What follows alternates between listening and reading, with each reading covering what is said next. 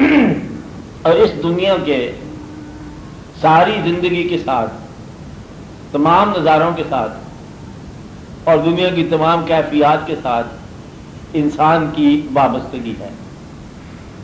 آپ کے ذمے بروکی صاحب، آپ کے ذمے صرف ایک چیز ہے کہ آپ اس اپنے وجود کو کسی خیر کے راستے پر گامزن کرو۔ روح کے گناہ کو نہیں ہے، اور روح خیر ہے، بخشا بھی چاہیے، تو بخشائی چیز ہوئی ہے، اور روح کو سزا بھی نہیں ہے، مطلب یہ بدن اور روح کے رشتے کی بات ہو رہی ہے۔ آگے کیا ہوگا اس کی بات بھی نہیں ہو رہی ہے۔ آپ کے ذمہ ایک کام ہے کہ جب تک آپ کی روح اور بدن کا رشتہ قائم ہے، اس کو کامیاب راستوں پر چلانا۔ آپ ہر آدمی کامیاب ہونا چاہتا ہے، اور ہر آدمی آپ دیکھ رہے ہو ناکام ہے۔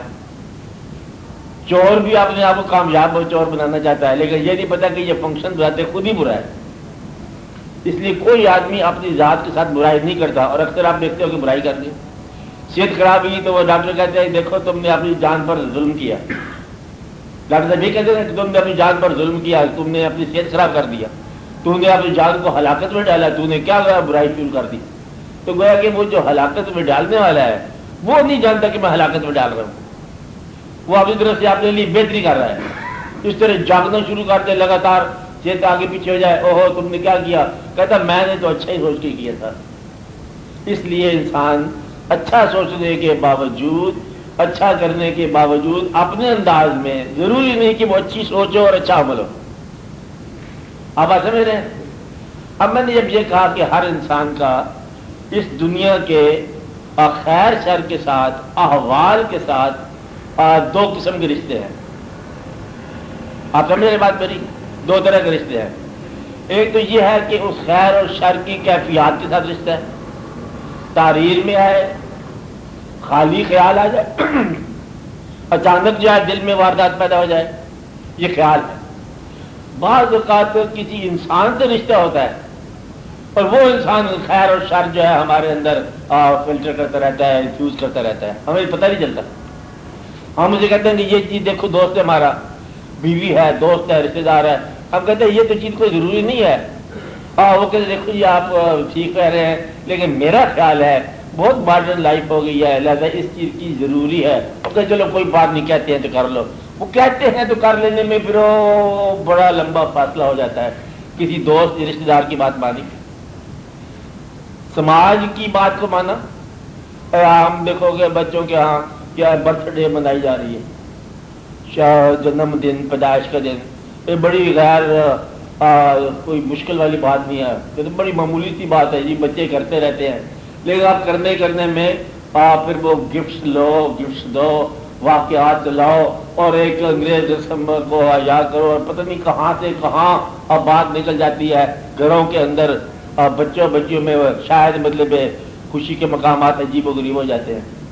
شادیوں پر آپ دیکھو گے پہلے آہستہ آہستہ گانا، پھر رقص، پھر پتہ کیا کیا ہو جاتا ہے۔ بچے ہیں جی، بچے ہیں جی، کوئی بات نہیں ہے، شغل ہے، میلہ ہے، کرتے کرتے بات کہاں نکل جاتی ہے۔ اچھا ہے نا بات کہ خیر اور شر جو ہے نا سماج کے رشتے داری، یعنی کہ سماج کے رواج، کسی رشتہ دار کے ساتھ رشتہ داری، کسی دوست کے ساتھ واقعہ، وہ آپ کو آہستہ آہستہ ایسے گمراہ کرے گا جیسے رہنمائی کر رہا ہے، اور ایسی رہنمائی کرے گا جیسے گمراہی دے دی۔ بات میں نا، تو سب سے خطرناک دوست جو ہے نا رہنمائی کے انداز میں جب آپ کے پاس آیا اور آپ کو رہنمائی نہ کیا، غلط راستے پر چلا گیا، ایک عادت ہی بری دے گیا، تو یہ بھی ہو سکتا ہے۔ احوال کے اندر، دوستوں کے اندر، رشتہ داری کے اندر اچانک ایسے واقعات ہو جاتے ہیں۔ بعض اوقات ایک ایسا واقعہ ہوتا ہے کہ انسان پیور نیکی کی تمنا میں نکلتا ہے، نیک لوگوں کی تمنا میں نکلتا ہے، اور پھر اس کو ایک آدمی نیک نہیں ملا، جس طرح میں چاہتا ہوں وہ نہیں ملا، ریجیکٹڈ۔ ایک دوسرے کے پاس گیا، یہ بھی نہیں، دیکھو اس میں یہ واقعہ تھا، ٹھیک نہیں ہے، ریجیکٹڈ، فیل۔ اور عادت بن جاتی ہے فیل کی، اور سچے کے پاس جاتا ہے فیل پہلے ہی۔ کہانی اس کی لکھی ہے بزرگوں نے کہ ایک آدمی کو کسی نے بتایا کہ یہ دریا کے کنارے جو سنگریزے ہیں، اس کے اندر پارس ہے. وہ بے شمار انگریزی تھے، وہاں بیٹھ گیا، ہاتھ میں ایک لوہے کی انگوٹھی لے کے پتھر کو لیتا، گھساتا انگوٹھی کے اوپر، کچھ بھی نہیں ہوتا، پھینک دیتا دریا میں. پھر وہ کنک اٹھاتا پتھر کو، پھر رگڑتا، پھینک دیتا. حتیٰ کہ اس کی عادت ہوگی اٹھایا لگایا پھینکا، اٹھایا لگایا پھینکا، اور اتنے میں وہ ہو جائے نا پارس، اس کو بھی اٹھایا لگایا پھینکا. پھینکنے کے بعد پتہ چلا کہ وہ تو سونا ہو گیا. عادت سے بن گئی ہے. بات نہیں ہے یعنی کہ غلط کا انتخاب، صحیح کا نہ انتخاب، یہ بھی ہماری فطرت میں ہے. چیز بات سمجھ آ رہی ہے آپ کو؟ اب میں یہ بات آپ سے کر رہا تھا کہ انسان کا تعلق اپنی حواس خمسہ کے ذریعے بھی ہے. پہلے کیا کہا؟ احوال کے ذریعے، سماج کے ذریعے، سماجی عادات کے ذریعے، اور طور طریقے کے ذریعے، رشتہ داریوں کے ذریعے، دوستی کے ذریعے، اور کبھی کبھی کس کے ذریعے؟ حواس خمسہ. اب یہ حواس خمسہ جو ہے نا، یہ بڑا ہی پہچان، نفس کی پہچان میں بڑا اہم مقام ہے ان کا. روح بعد میں آتا ہے. آپ آج میرے روح کا مقام بعد میں ہے. حواس خمسہ کی بات کر رہے ہیں.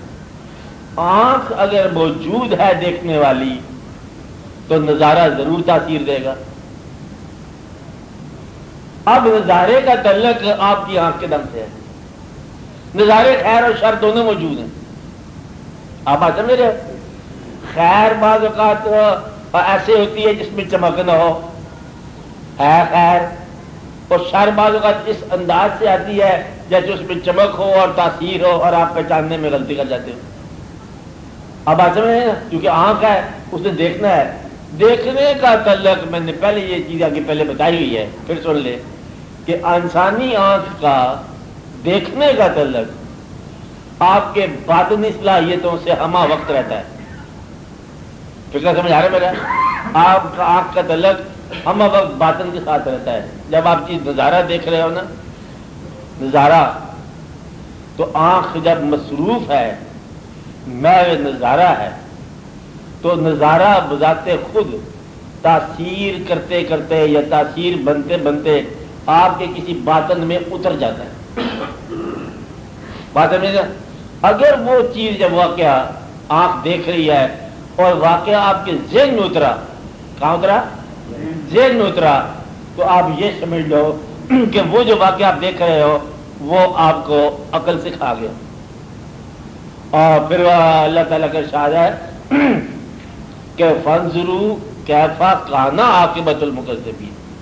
پھر آپ دیکھو، حالانکہ دیکھو ہے کہ دیکھو، سوچ خود بخود آ گئی کہ دیکھو کہ کیا ہوئی عاقبت جھوٹوں کی. اور جب آپ دیکھ رہے ہو کہ یہ بستی کسی زمانے میں یہ جو کھنڈر ہے محل ہوتا تھا، اور یہ بستی کبھی بستی ہوتی تھی، اور یہ اجاڑ کبھی آباد تھی، آپ تو پھر آپ کھڑے ہو کے کیا کہتے ہیں کہ او کہاں گئی دنیا اور کہاں گئے وہ لوگ، اور یہ سارا سارا دار پانی ہے، اور ان کی غرور والی فطرت جو ہے، سرے پر غرور جو ہے، وہ کہاں چکنا چور ہو گیا. ایسے کہتے ہیں نا آپ. اب یہ آنکھ نے خود بخود آپ کو علم کا جلوہ سکھا دیا، کچھ بھی نہیں کیا آپ نے. آنکھ نے کنٹیکٹ دیا ذہن کو. یہ بات ہے میرے، آپ بات میں غور کر رہے ہیں نا. آنکھ نے کہاں دیا کنٹیکٹ؟ ذہن کو دے دیا. اگر آنکھ ٹرینڈ ہو تو نظارے کو دل کی طرف بھیج دیتی ہے. پھر آپ کہتے ہیں سبحان اللہ تبارک اللہ احسن الخالقین، حسن و جمال ہے کہ پری پہ کر اور نگارے سرو قدے لالا رخسار ہے. پھر آپ یہ کہتے ہو کہ پوری پہ کر نگارے، اب آنکھ دیکھ رہی ہے اور دل پہ اثر کر رہا ہے. آپ بات سمجھ رہے ہو؟ خسرو سے دیکھا نا نظارہ،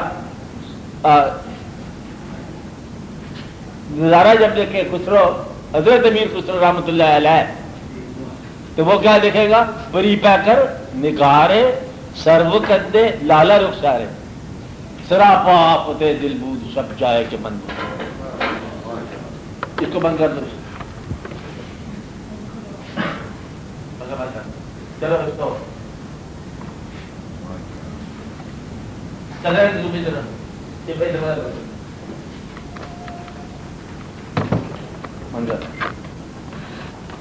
آپ ایک بات سمجھے.